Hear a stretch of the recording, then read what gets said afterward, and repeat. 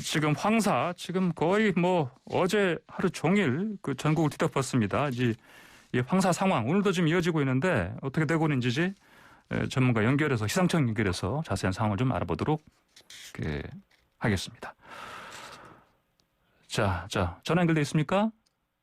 네, 안녕하세요. 네네, 기상청의 박정민 통보관이시죠? 네, 안녕하세요. 맞습니다. 예, 그렇군요. 자, 안녕하십니까. 올봄 그 최악의 황사라고 하는데, 자, 이게 지금 오늘은 좀 어떻습니까? 황사 상황이?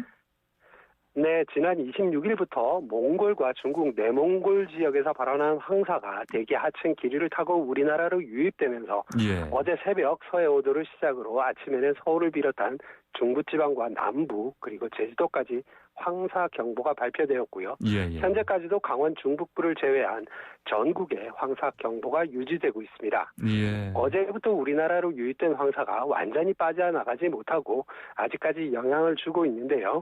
황사의 농도는 차차 옅어지겠지만 오늘은 서해안과 남부지방을 중심으로 미세먼지 농도, 즉 PM10 농도가 높겠고 대기 하층 기류가 정체되기 때문에 내일까지도 황사의 영향을 받을 가능성이 남아 있습니다. 아, 그렇군요. 이게 지금 어제는 좀 더 이렇게 진해 보이더라고요. 보니까요, 황사가.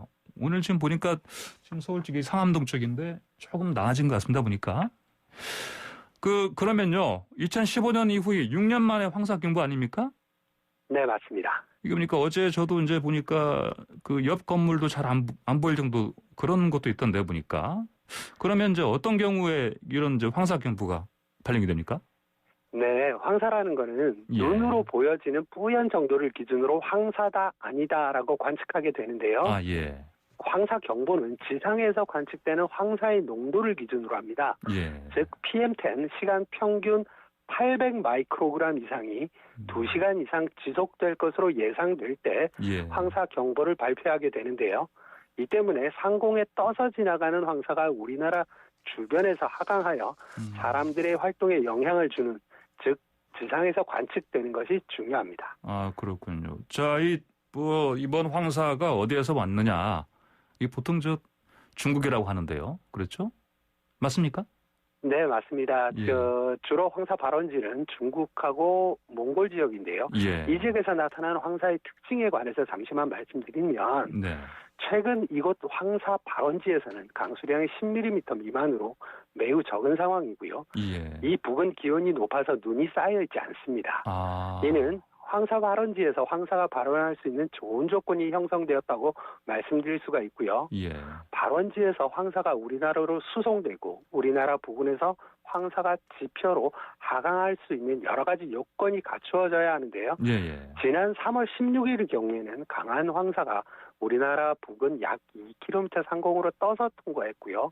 어제 우리나라에 영향을 주고 오늘까지 영향을 주고 있는 이 황사는 지표 부근까지 하강해서 지상에 영향을 주고 있기 때문에 우리나라 대부분 지역에 황사 경보가 유지되고 있는 상황입니다. 아, 그렇군요. 이제 이 황사가 이번에는 이제 그 지표 부근까지 내려왔다. 이런 말씀이신 거죠, 보니까? 네, 맞습니다. 그러면 이제 어제 그 황사 영향 때문이겠죠. 아마 서울의 미세먼지 농도. 이게 이제 나쁨 기준이 있지 않습니까? 매우 나쁜 기준이죠. 그것보다 한 4배 초과했다. 이렇게 얘기하던데 맞습니까? 네, 맞습니다. 앞서도 일부 말씀드렸지만 황사는 조금씩 약화되고 있는 상황입니다. 그러나 우리나라 부근에서 대기가 정체할 수 있는 기압계가 유지됨에 따라서 황사가 약화되는 것은 더디게 진행될 것으로 예상됩니다. 현재 전국 대부분 지역에 황사 경보가 발효된 가운데 황사는 차차 약화되겠지만 오늘까지 서해안과 남부지방, 제주도를 중심으로 황사가 관측되는 곳이 있겠고요. 완전히 빠져나가지 못한 잔존에 있는 황사 입자로 인해서 내일까지도 황사가 나타나는 곳이 있을 가능성이 높습니다. 아, 그렇군요. 자, 근데 이렇게 일단 황사가 유입되면 그 미세먼지 농도가 올라가는 거는 그냥 뭐 이해가 갑니다. 그냥 단순히 생각해도. 근데 반대로 그 초미세먼지 농도는 이게 낮아진다. 이런 얘기가 들리던데 이건 맞습니까?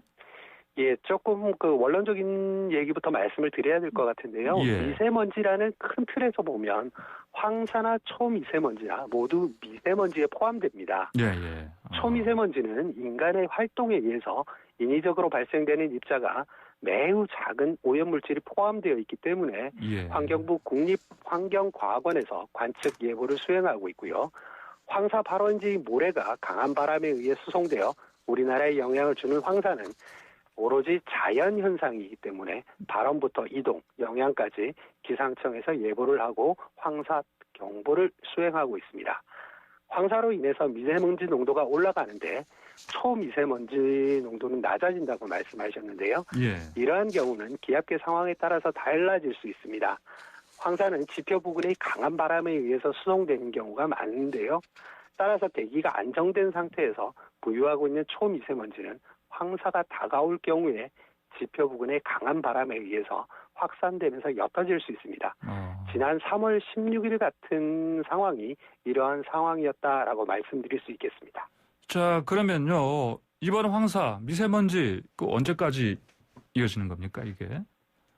앞서서도 말씀드렸는데요. 예, 오늘까지는 서해안과 남부지방을 중심으로 PM10 농도가 높아서 황사가 유지될 것으로 예상되고 있고요. 예. 대기 하층의 기류가 지금 현재 빠져나가지 못하고 정체되고 있는 상황이기 때문에 내일까지도 황사의 영향을 받겠습니다. 내일까지요. 내일까지. 예.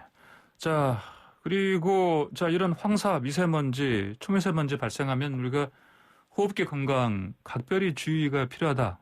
이렇게 봐야 되지 않겠습니까? 행동 어떻게 됩니까, 이거? 예. 네, 미세먼지 오늘과 내일은 황사겠네요. 황사의 영향을 받을 경우에는 호흡기 건강관리에 유의하셔야겠습니다. 특히 노약자분들께서는 부득이한 경우가 아니시라면 외출을 삼가시고 외출을 하실 경우라면 반드시 마스크를 착용하셔야겠습니다. 또한 황사 관련해서 기상청에서 시시각각 발표하는 황사 예보와 특보 그리고 정보를 적극적으로 참고하셔서 개인별 상황에 맞는 준비를 하시면 좋겠습니다. 예, 마스크 우리 KF94라고 하지 않습니까? 이거 정도 끼고 나가면 좀 괜찮을까요? 잘 끼고 나가면? 네, 그렇습니다. 마스크 KF94 같은 경우에는 황사 같은 입자가 큰 미세먼지들은 마스크로 대부분 다 걸러질 수 있다라고 알고 있습니다. 아, 그렇군요. 알겠습니다.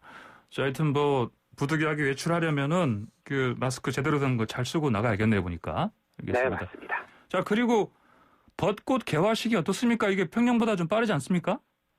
네, 맞습니다. 올해 서울의 경우로 말씀을 드린다면 지난주 수요일이죠. 3월 24일에 벚꽃이 개화했는데요.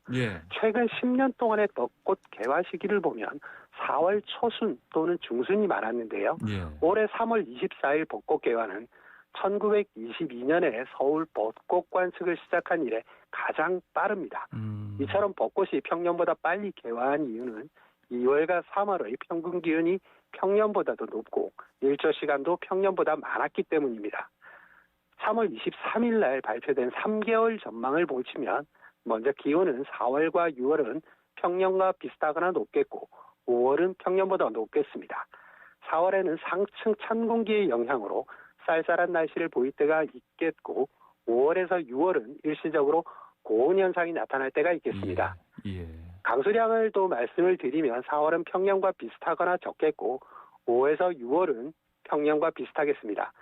주로 이동성 고기압의 영향을 받기 때문에 맑고 건조한 날이 많겠지만 6월에는 남서쪽에서 다가오는 저기압의 영향으로 많은 비가 내릴 때가 있겠습니다. 예, 알겠습니다. 오늘 말씀 여기까지 듣겠습니다. 고맙습니다.